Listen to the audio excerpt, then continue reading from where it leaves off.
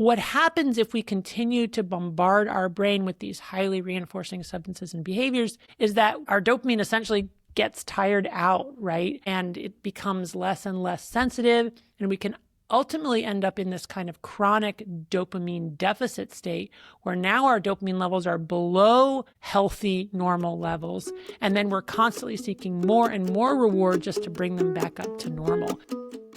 Hit 'em with a little bit of dopamine to keep 'em looking every second. They'll be second guessing, trying to meet the expectation of the age of information. The simulation will be so convincing they'll forget that they're alive. Welcome back to the RYM podcast and our season, The Dopamine Delusion. I'm your host, John Parrott. Today, Linda Oliver will be joining me as a co-host, and I'm really excited about this interview. Today, I'm humbled to have a very special guest, Dr. Anna Lembke. She's someone whose work has really shaped the way that we think about addiction, technology, dopamine, human desire. She's a medical doctor, a Stanford professor, and a New York Times bestselling author of the book Dopamine Nation. You may also recognize her from the Netflix documentary, The Social Dilemma. We're grateful that she agreed to come to talk to us about dopamine. I mean, we talked about her last season on the podcast and our season on digital Christianity. We referenced her work, and then last week we referenced her in the interview with Thomas. As we thought about this season of the podcast, she's really one of the leading experts on dopamine. And so we thought we would reach out, but really had no hope of her coming on. And we were shocked that she replied, and she was very grateful to come on and join us. As you'll see in just a minute, she talks about very complex issues, but does so in a way that's easy to comprehend, that's easy to follow. After the podcast, Linda and I were talking off recording and just said we can picture her as an excellent professor in the classroom because she's clearly passionate about what she's talking about, and again, does so in a way that's easy to understand. I also want to remind you that if you're listening to this podcast, but you prefer video, be sure to check out our YouTube channel. Simply go to YouTube and search for Reformed Youth Ministries, and you'll find the channel easily. So that's enough of me talking. Now here's Dr. Anna Lembke. Anna, welcome to the podcast. Thank you for having me. I'm delighted to be here. Yeah, looking forward to talking to you. Linda, welcome as well. Yeah, glad to join the conversation. Yeah, Anna, before we get started, why don't you just give us a brief bio, let our listeners know what you're up to, where you're joining us from, all that good stuff. Sure. So I'm joining from Palo Alto, California. I'm in my office here at Stanford University. I am a physician, a psychiatrist, and a professor of psychiatry and addiction medicine at Stanford. And I'm delighted to be here. And remind me, how long have you been at Stanford now? Oh, now I'm giving away my age. I've been here ever since. No, it's okay. It's fine. I'm a little bit proud of it, to be honest, because it's been a long time. I have been at Stanford since 1992. I matriculated at Stanford Medical School in 1992. I finished medical school. I did a residency in psychiatry at Stanford, and I joined the faculty and have been here ever since. And I will let you do the math on how long that has actually been. Yeah, I'm not good at math, so I'm just not going to even try. Yeah, long time. But just curious too, in your years at Stanford, what's your favorite class to teach? Ooh, I think, I teach on addiction. Like that is my area of expertise, and I teach many different learners. Probably my favorite learner, I would say, is our advanced addiction medicine fellows. These are folks who have finished medical school, finished residency, and who are taking an additional year out of their lives at low pay to specifically learn how to screen and intervene for addictive disorders. And I really admire them and their motivation, and they're really fun to teach because they care about this population. That's great. I know we're going to be talking about Dopamine Nation, a lot of things related to dopamine addiction.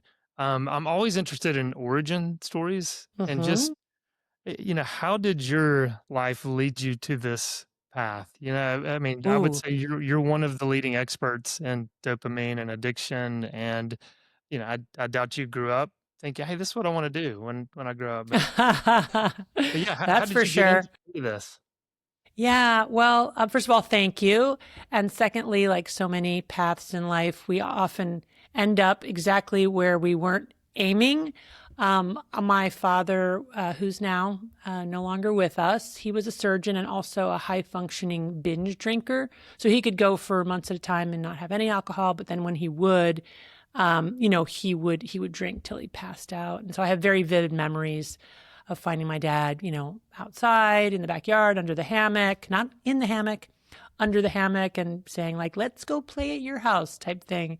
So, and his brother, my uncle, literally drank himself to death. So addiction was a big part of my growing up, very, very formative, mostly in negative ways. And ironically, when I became a psychiatrist, I was like, I'll treat anybody except not those addicts. I don't want to have anything to do with those folks. And that was partially, due to my negative countertransference. Loved my dad, absolutely adored my dad, but didn't like his alcoholism. Didn't want to work with that population. But it turns out I was working with that population and didn't know it. It was a kind of a don't ask, don't tell policy. I wasn't asking about addiction. They weren't telling me about addiction, and they weren't getting better, because that's what happens when you ignore addiction in a clinical setting. Patients just simply cannot get better until they get into recovery. So eventually I realized that through the School of Hard Knocks, and directed my attention fully to treating addiction and discovered I love it. It's so much fun. The population is great. These are wonderful people once you restore them to themselves.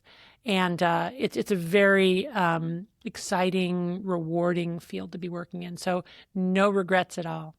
Mm. Thank you for sharing that. I appreciate that. Yeah. So I was wondering if you could start us off with, for our listeners that aren't very familiar with dopamine, and maybe they've heard the concept of dopamine hits, but they don't know much beyond that. Could you give us a little bit of an understanding of how dopamine works in our bodies? And then, even going further than that, you call your book Dopamine Nation, right? And you're talking about how there's something about our world today that really kind of gets us in sort of these patterns of dopamine peaking behaviors that we keep going after and kind of having a chronic low baseline. Can you kind of talk about how all of that works? Absolutely. So dopamine is a chemical that we make in our brain. It's what we call a neurotransmitter. And neurotransmitters allow for fine-tuned control of the electrical circuits that are the neurons that make up, our brain. So our brain is basically a bundle of wires. The wires are the neurons. The neurons don't actually touch end to end. There's a little gap between them. That gap is called the synapse. And neurotransmitters are chemicals that bridge that gap, allowing for that fine-tuned control of electrical circuits. Dopamine has many different functions in the brain, but one of its primary functions is in pleasure, reward, and motivation. In general, we know that the more dopamine that is released in the brain's reward pathway, and the faster that it's released, the more likely that substance or behavior is to be addictive. And I really want to emphasize that we can get addicted to behaviors as well as to drugs and alcohol, and we're seeing that more and more. What happens if we continue to bombard our brain with these highly reinforcing substances and behaviors is that our dopamine essentially gets tired out, right? And it becomes less and less sensitive, and we can ultimately end up in this kind of chronic dopamine deficit state where now our dopamine levels are below healthy, normal levels. And then we're constantly seeking more and more reward just to bring them back up to normal.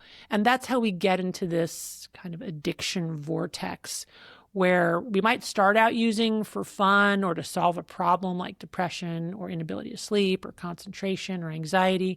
But after time, our brain adapts, it no longer works. And then we end up kind of in debt, right? In like a dopamine debt or a reward deficit, where now we need more and more potent forms, not to solve a problem or have fun, but just to bring us back to baseline and feel normal. And in terms of like the unique challenges of the world that we live in now, we live in this world of overwhelming overabundance, where almost everything has been drugified. And what I mean by that is that it's been made more accessible, more abundant, more potently reinforcing, that is, releases more dopamine in the brain's reward pathway, more novel, and also more mysterious, because it turns out that unpredictable rewards, like in a slot machine, are more reinforcing than predictable rewards. All of that creates this perfect storm where we're all more vulnerable to addiction. And even if like traditional drugs and alcohol are not your jam, there are now digital drugs of all sorts coming to every website, that you look at. Food has become drugified with the addition of salt, fat, sugar, and flavorants. We've gamblified almost everything. People are betting on the most ridiculous things. But all of this is part of the ways in which we've created this ecosystem, which is mismatched for our ancient brains. Our ancient brains evolved for a world of scarcity and ever-present danger, where we would have to do a lot of upfront work for a tiny little bit of reward. Today, we can sit back on our couch, swipe right, swipe left, and instantly get digital dopamine delivered to our reward pathways. So that makes for a uniquely and unprecedented modern challenge. Mm. Yeah, so much there. And I like how you say too, I mean, we need to be reminded that, dopamine isn't this bad thing, that, Yeah. it's key to survival and things like Yes. that. And so, I thought about, I heard I think you talked about an experiment about de-dopaminized rats. And I thought maybe Yes. you can kind of talk about the concerns of, okay, yeah, if we didn't have dopamine at all, this is what could happen, by talking about that experiment a little bit. Yeah, absolutely. So I love that you brought that up. A lot of times people incorrectly think that we're getting addicted to dopamine. We're not getting addicted to dopamine. We're getting addicted to a substance or behavior that releases a lot of dopamine all at once in our brain's reward pathway. But dopamine is not the villain. We need dopamine to survive. It evolved in order to tell our brain, hey, pay attention to what's going on right now, because there's probably something here in the environment that's necessary for your survival, right? Food, clothing, shelter, finding a mate. What happens with addiction is that our brain mistakes our drug of choice as necessary for our survival. And then before we know it, we're committing all of our available resources to getting that drug to our destruction. The experiment you're talking about is a really great experiment where scientists basically bioengineered a rat to have no dopamine receptors. Now, remember, those neurons don't touch end to end. The presynaptic neuron releases dopamine, which crosses the synapse, and then it binds to a receptor, kind of like a catcher's mitt, that's sticking out of that postsynaptic neuron. And then once it binds, it sends a signal either to continue the electrical impulse or to inhibit it or to do a variety of things. But in these bioengineered rats, they essentially didn't have these dopamine receptors, no little catcher's mitt for dopamine, which rendered them essentially without dopamine. And what the scientists discovered is that if you put food in these rats' mouths, well, they would eat the food and seem to get, pleasure from the food. But if you put the food even a body length away, the rats would starve to death. In other words, we need dopamine. It's crucial for our survival. It makes us care. It makes us get up and do the work. And, the fact of the matter is, although I really do think that addiction is the modern plague, it does reveal ourselves as creatures of desire, creatures who are seeking, who want things. And that is not a bad thing. Desire in and of itself is not bad. We need to be thoughtful about the object of our desire. Yeah, I was thinking about kind of the contrast between, okay, here's some rats that had basically their dopamine taken away. And on the flip side, I've read that teenagers in particular, in their developing brains, dopamine is kind of like much more active in their brains, right? And so then there's, I think, some positives to that and also some negatives. Can you maybe talk about how you've maybe seen that show up, or what that would look like? Yes, yeah, great. So we do think of the developing brain as a vulnerable brain when it comes to addiction. We know that the earlier that our brains are exposed to an addictive substance or behavior, the more likely we are to develop addiction later in life. Whereas if we're exposed to it later, we're less likely to develop it.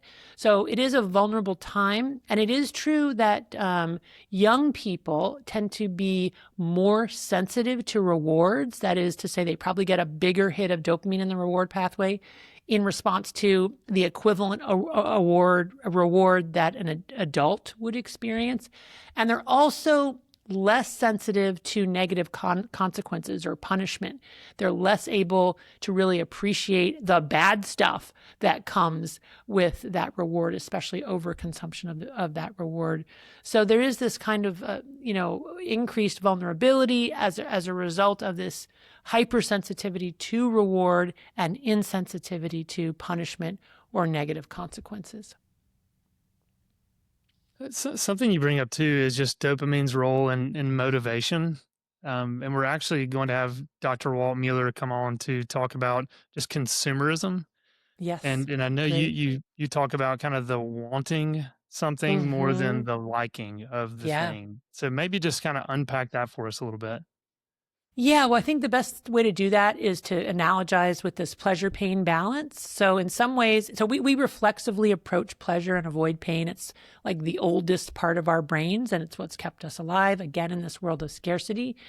But at the simplest level, you might, when you think about how we process pleasure and pain, imagine that in your reward pathway, there's like a teeter-totter. And when it's level with the ground, it's at rest, or what neuroscientists call homeostasis. When we do something pleasurable, it tips to one side. When we do something painful, it tips the opposite way. There are certain rules governing this balance, and the first and most important rule is that it wants to remain level with the ground. This, again, is what neuroscientists call homeostasis. So let's say we smoke a joint or drink or, play a video game or eat a cupcake or brain rot on social media. That releases dopamine in the brain's reward pathway. Our balance tilts to the side of pleasure. But no sooner has that happened than our brain adapts to increased dopamine firing by downregulating postsynaptic dopamine receptors, for example.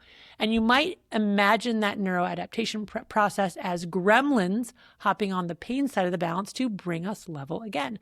But the gremlins like it on the balance, so they don't get off as soon as we're level. They stay on until we're tilted an equal and opposite amount to the side of pain. That's the come down, the hangover, the blue Monday, or just that moment of craving, right? Wanting to have one more of whatever it was.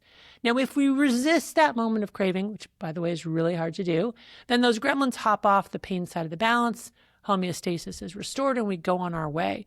But if we continue to consume our drug of choice over days to weeks to months to years, those gremlins multiply, they get bigger, they get stronger. Pretty soon they're camped out on the pain side of the balance. And now we've entered into addicted brain. We're chronically tilted to the side of pain. We're in this dopamine deficit state or reward deficit state. Now we need more of our drug in more potent forms, not to get high or feel good, but just to level the balance and feel normal. And when we're not using, we're walking around with a balance tilted to the side of pain, experiencing the universal symptoms of withdrawal from any addictive substance or behavior, which are anxiety, irritability, insomnia, depression, and craving. And this is how getting trapped in that addiction vortex leaches our joy and our motivation. Now we're using not because it's working for us, but because when we're not using, we're absolutely miserable. And this is what we talk about when people get into that addiction cycle. It's the wanting, but the not liking. It doesn't even feel good anymore, but I have to keep going in order to restore homeostasis. And also importantly, when we're in this dopamine deficit state, other more modest rewards are no longer rewarding. So for example, doing that computer science project in school for the kid who really loves computer science isn't interesting anymore if they've spent, all day, every day brain rotting on social media or playing these incredibly intensely reinforcing video games or watching pornography and masturbating. Those intense rewards really hijack our brain's reward pathway. So these other healthier rewards no longer are salient or no longer are something that we want to approach and invest in. And that is one of the really insidious ways that these addictive substances and behaviors can, really hurt us. And it happens so slowly that we don't even really realize it. Hey there, this is Brent Corbin, Executive Director for RYM. Thank you so much for joining us on this season of the RYM podcast.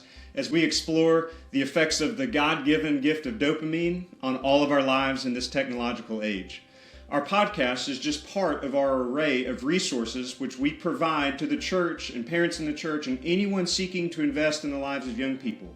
So head over to rym.org/resources to see what we have for you there. And our resources are themselves just a part of our array of offerings for the church. We also offer summer youth conferences. This summer we will have 9 conferences from coast to coast where churches can bring their youth students and youth groups, and they can learn alongside one another with over 15 hours of biblical instruction, interaction, as well as some serious fun along the way. We even have some openings this summer, so head over to rym.org/conferences to learn more about those. And if you or someone you know is looking to develop in your skills and understanding of how to think critically and effectively about how to minister to and care for youth, then you'll want to check out our RYM training initiatives to see if there's something there for you. So whether you're brand new in youth ministry or you've been in the game a long time as a minister or as a parent or a volunteer, we suspect there will be many ways for you to benefit from our decades of combined wisdom and experience in this space. So head over to rym.org/training to learn more there. As you've heard, our website is full of information that we hope is useful for you and for your church. So head over to rym.org, and if you'll scroll down to the bottom of that homepage and sign up for one of our newsletters that's applicable to you, you'll stay up to date on the latest of all that we have to offer. Now back to the show. Yeah, so 2 things that have been coming up that I think are really kind of relevant to this discussion for teenagers, right, are like social media, technology, and then bringing it together with this idea of addiction. And you may have just answered this question, but I think it's really common for people to kind of joke around like maybe I'm addicted to my phone, maybe I'm addicted to Instagram, but they don't really know how to recognize whether or not they are addicted. Like, how would you describe, okay, here's what makes it an addiction, here are the signs you need to look for? Yeah, great. So broadly defined, addiction is the continued compulsive use of a substance or behavior despite harm to self and or others. The problem is that when we're chasing dopamine, we don't always see true cause and effect. We don't see the harms. And we just talked about how teenagers tend to minimize the harms or not perceive the harms even when other people can.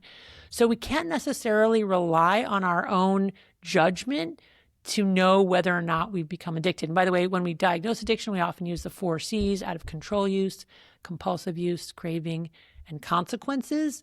Also, sometimes tolerance and withdrawal, tolerance needing more overtime to get the same effect, withdrawal, finding that when we cut back, we experience that physiologic suffering that comes along with withdrawal, including anxiety, irritability, insomnia, depression, and craving. But because especially teenagers are not good at judging this, I do recommend a dopamine fast, which is just a colloquial or casual term because they're not really fasting from dopamine. They're fasting from the drug that triggers dopamine. Nonetheless, I recommend that they take a break from whatever may be the thing that they're addicted to for long enough to begin to reset those reward pathways so that they can get a better idea of really the true impact on their lives. And when I invite youth to do this dopamine fast, I always warn them that they're going to get worse. They're going to feel worse before they feel better, but that it's time limited. If you go back to this pleasure-pain balance, when we take the reward off the pleasure side, those gremlins accumulating on the pain side are going to crash us down to the side of pain. But eventually the gremlins will get the message after about 10 to 14 days that they're no longer needed. They'll hop off and homeostasis will be restored. So what we see a lot of is young people who come in not for social media or gaming or pornography or gambling addiction. They come in because they're depressed, they're anxious, they don't enjoy anything, they're lonely, they can't pay attention, they can't sleep, they're not getting enough sleep. And we actually say, hey, let's try just as a first pass having you take a break of about 3 to 4 weeks from spending so much time on digital media, and let's see what happens, knowing that you'll feel worse before you feel better. But if you can get through I have a hypothesis, you might feel better. And when kids can do that, it is amazing. They have less depression. They have less anxiety. They're less lonely. And this is so key because kids are like, oh, if I'm not on social media, I'm not going to be connected. I'm going to be all alone. But really, social media can create loneliness. And getting off of social media makes kids often feel less lonely.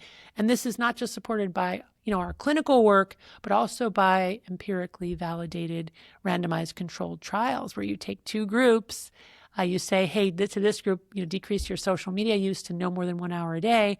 The other group just continues as usual. And after 3 to 4 weeks, in the group where they decrease social media use, you see, again, improvements in depression, improvements in anxiety, less loneliness, and less FOMO or fear of missing out. Yeah, so much there. I mean, just with the anxiety, the depression, the brain rot we're talking about. Right. I feel like we have to bring up this current lawsuit that's going on with Meta. At the time of this recording, it's still going on.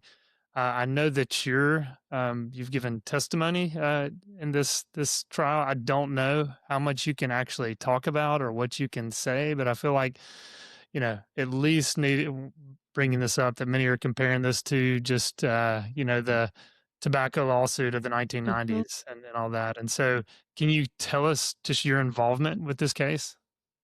So I have been retained as a medical expert witness in federal and state litigation against social media companies, and I'm not really at liberty to talk about it while the trials are ongoing. Sure. Yeah, I figured.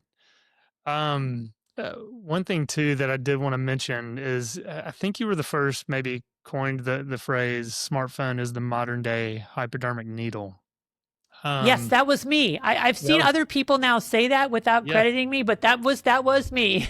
Well, I wanted to get that right for the record because I mean I've heard that repeated so many times, but I thought it was you that said that, and so I'm curious.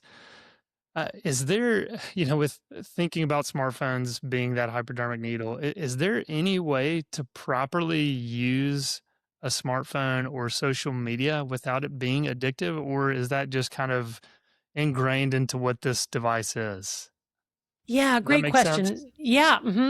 I mean, in using that metaphor, that the smartphone is the hypodermic syringe delivering digital dopamine for a wired generation. What I'm basically saying there is that the phone itself is the drug delivery device or mechanism. The drug is the digital medium. And the hope is, I mean, first of all, this technology is not going away. If anything, it's just accelerating in terms of the ways in which it's weaving itself into so many aspects of our lives. But I do think that there is a way for us to come together as a society, including the companies that make and profit from these platforms, to create a safer, less addictive platform, especially for kids, specifically by modifying the design features that make it so reinforcing. And this is things like the notifications, the endless scroll, the tailored for you algorithm, the, slot machine effect of pull to refresh, all of, the short form video, all of these are potently reinforcing. And it is my hope that by that we can make a safer version that probably will still be potentially addictive for the very vulnerable to this particular drug of choice, but will be less addictive. And, we can analogize to the cigarette, right? And the very strong evidence that if you have so the cigarette is basically also a drug delivery device, and the drug that it's delivering is nicotine.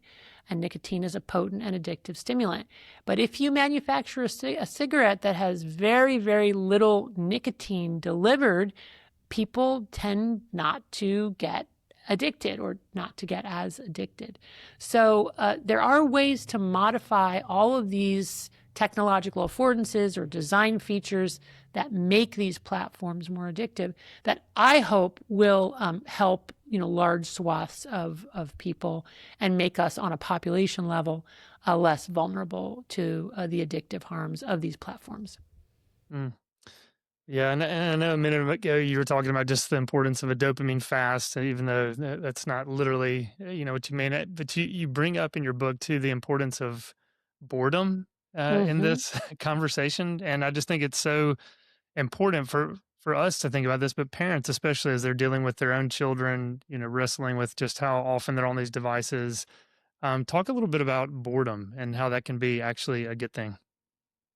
Yeah, I mean, boredom is really the midwife of creativity, right? If we don't have periods where we're bored and not reacting to these external stimuli, we're not going to have the kind of quiet, restful, and let's say even distressing moments that we need in order to come up with a new idea or follow a thought through or see patterns, in our experiences and our observations.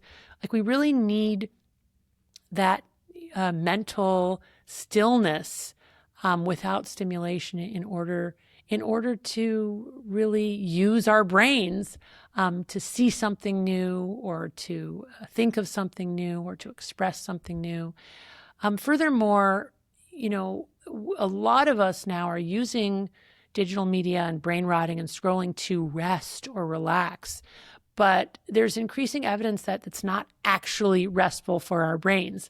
So instead, what we're doing is tiring ourselves out more and more, even though we feel like we're relaxing and resting, such that when we do get off, we're even more stressed out and exhausted. So really important to encourage, unplugging, quiet, stillness, not a lot of stimulation, and yes, boredom, having those moments where it's like, oh, this is not fun.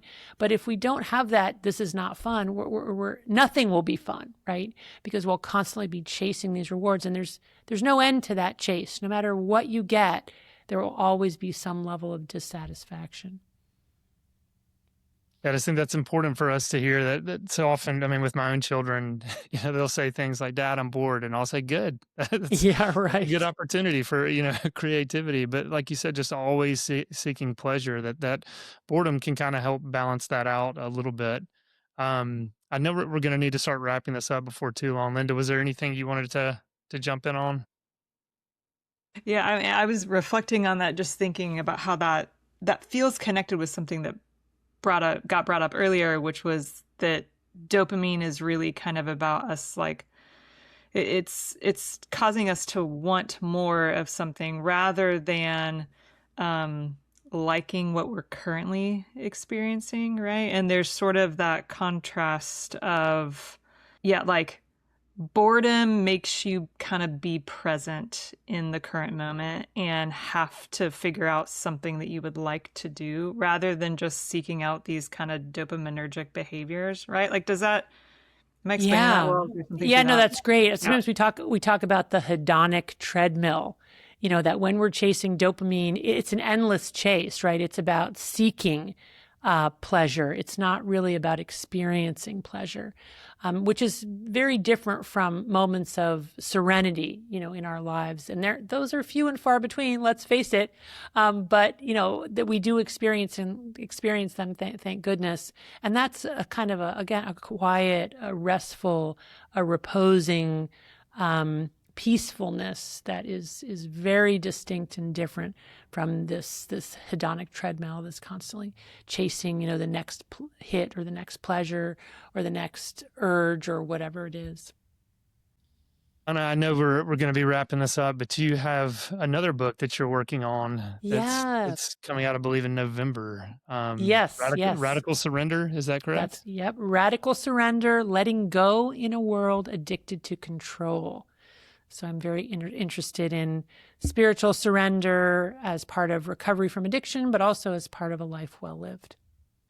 Thank you for your work in that. Thank you for Dopamine Nation, as we were saying, Yeah. pre-recording. That's just such a helpful book, and would encourage Great. others to pick that up. But really grateful for your time today, coming on the podcast. You are very welcome. Delighted to be here. Wake up and break yourself out of here.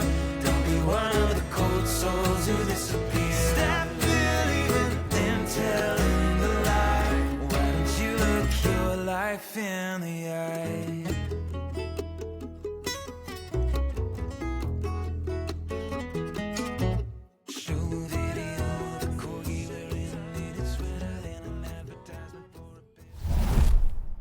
Thanks for listening to the RYM podcast and this season of the Dopamine Delusion. Special thanks to the Arcadian Wild for the use of their song Dopamine, and to our editors Joe Deegan and Virginia Stroud. Be sure and check out the show notes for links, resources, or books mentioned in today's episode. If today's topic resonated with you, please take the time to share this episode with a friend who might find it beneficial. For more information about our student conferences, youth leader training, and other resources, be sure to visit rym.org. See you next week for another episode of the Dopamine Delusion.